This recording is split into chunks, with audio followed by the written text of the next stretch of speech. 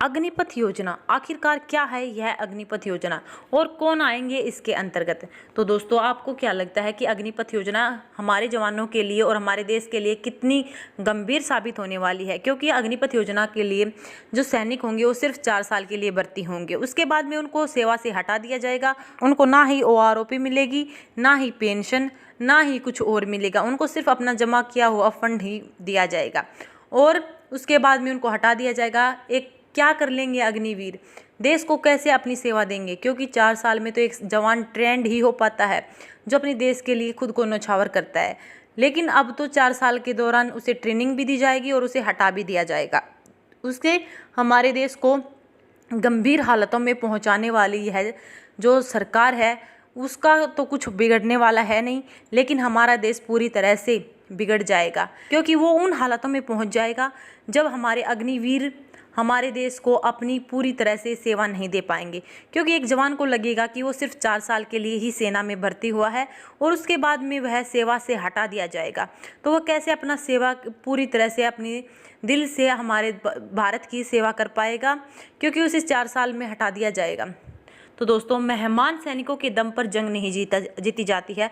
Agnipath scheme के बारे में बोले डिफेंस एक्सपर्ट। भारतीय मिलिट्री में शामिल होने के लिए सरकार ने अग्निपथ स्कीम की शुरुआत की है। 4 साल के लिए युवाओं को तीनों सेनाओं में भर्ती का मौका मिलेगा, लेकिन अग्निपथ देश और युवाओं के लिए कितना फ़ायदेमंद होगा ये बता रहे हैं हमारे देश के एक्सपर्ट। 4 साल की स्कीम में सरकार को बड़ा नुकसान होगा। कम ट्रेनिंग वाले जवानों को रेडिकलाइज करना आसान है। केंद्रीय रक्षा मंत्री राजनाथ सिंह ने सेना के अग्निपथ योजना की घोषणा आज यानी 14 जून 2022 को की। मौके पर ही तीनों सेनाओं के प्रमुख मौजूद थे। राजनाथ सिंह ने इस स्कीम की शुरुआत के साथ ही फायदे बताए। ये भी बताया कि अग्निपथ योद्धाओं को अग्निवीर कहा जाएगा। इस स्कीम को लेकर रक्षा विशेषज्ञों ने जो सवाल उठाए हैं, PK सहगल ने आज तक से बातचीत करते हुए कहा कि सरकार यह बहुत ही खराब स्कीम लेकर आ रही है।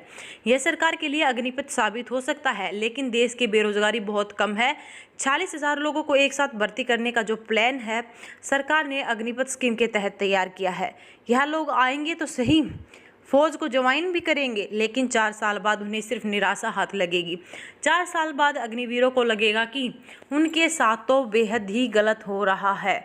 और PK सहगल ने यह और भी बताया कि जब कोई आर्मी या दूसरी फोर्सेस रिटायर होता है तो आम जीवन जीने आता है, तो उनको बेहतर नौकरी नहीं मिलती, उनको मिलती है तो गार्ड की नौकरी। जवानों को भी कॉरपोरेट वर्ल्ड भी नहीं लेता। इन अग्निवीरों को आसानी से रेडिकलाइज किया जा सकता है, आसानी से दूसरे कामों में लगाया जा सकता है। ऐसे में यह देश की चुनौती साबित हो सकती है। अग्निवीरों को बाद में महसूस होगा कि 4 साल तक इनका इस्तेमाल किया गया और इनके सर्टिफिकेट पकड़ाकर फेंक दिया गया। तो दोस्तों, यह तो हमारे जवानों के साथ बेहद ही गलत हो रहा है। जवानों के साथ ही नहीं बल्कि हमारे देश के साथ भी है बहुत ही गलत साबित होने वाला है, क्योंकि 4 साल के दौरान सिर्फ एक सैनिक वो ट्रेंड हो पाएगा और अपने देश के लिए अपनी जान न्यौछावर करने के लिए डरेगा, क्योंकि उसे लगेगा वो 4 साल के लिए आया है तो अपनी जान को बचा कर ही जाएगा। तो दोस्तों, हमारे देश का अब मुश्किलों में जाने वाला है। तो अपनी राय कमेंट बॉक्स में बताते जाइएगा कि आपको यह योजना कितनी सही लगी और सरकार हमारे साथ और हमारे देश के साथ कितना गलत कर रही है। अपनी राय कमेंट बॉक्स में ज़रूर छोड़ते जाइए और इसके बारे में और जानकारी डिटेल से चाहते हैं तो आपसे रिक्वेस्ट है कि आप कमेंट बॉक्स में अपना कमेंट दे दीजिए और ऐसे इसी ताज़ा खबरों से जुड़े रहने के लिए हमारे चैनल को शेयर एंड सब्सक्राइब कर दीजिएगा। धन्यवाद। जय हिंद, जय भारत।